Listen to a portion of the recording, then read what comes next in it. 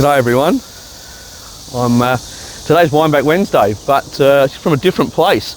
I'm over here in South Korea in Seoul at the moment, and I've come for a walk, and we found this beautiful, it's like a forest-like park, huge, down in the downtown area in Gangnam, and it's the musical pathway they call it, and so there's quite a abrupt hilly section of the city, so it would cost a lot to probably level it and remove it and create decent land to construct on. So I assume that I haven't read the history about it, but I assume that they've just left it because it's a beautiful part of the world. And if you can hear in the background, I'm not sure, I was wondering what the musical part was about. And you can hear birds, there are crickets or cicadas or something as well, that sort of in harmony in the background, and it's just fantastic. And you can probably hear the bird in the background as well. But today, being in Korea, why not, when in Rome, I'm drinking some Soju, which is a distilled rice spirit. So it is traditionally made from rice. They make cut a long story short, they ferment it and then they distill the wine that they make out of it to make a spirit. It's a reasonably low alcohol, not compared to things like vodka and what have you, which is typically around 40%, but these are typically lower in alcohol. So this particular brand, Hayol, they make that various ones between about 17% and sort of around 30%.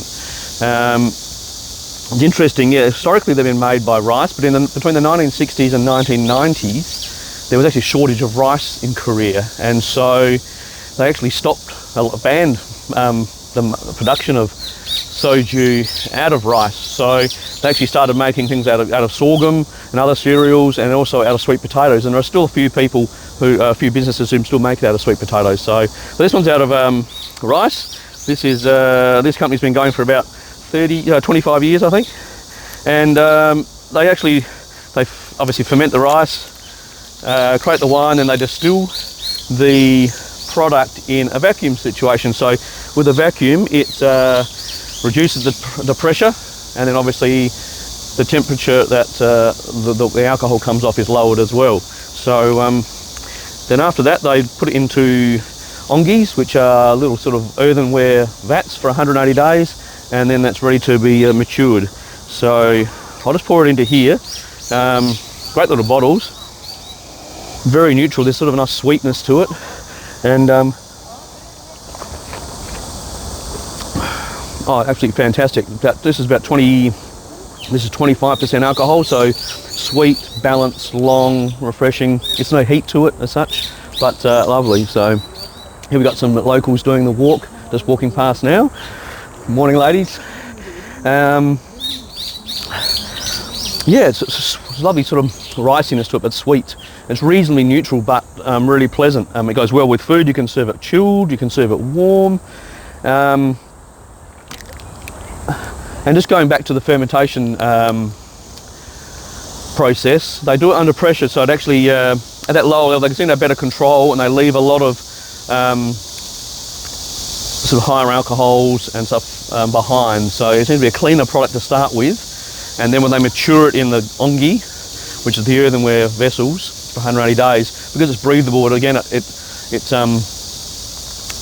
just cleans it up again, makes sure the slight aeration it gets just maintains its freshness and everything. So absolutely fantastic, pretty well the national drink of Korea, drunk all around the world. It's a great substitute for vodka. As I said, it's 25% alcohol, so just drinking it neat.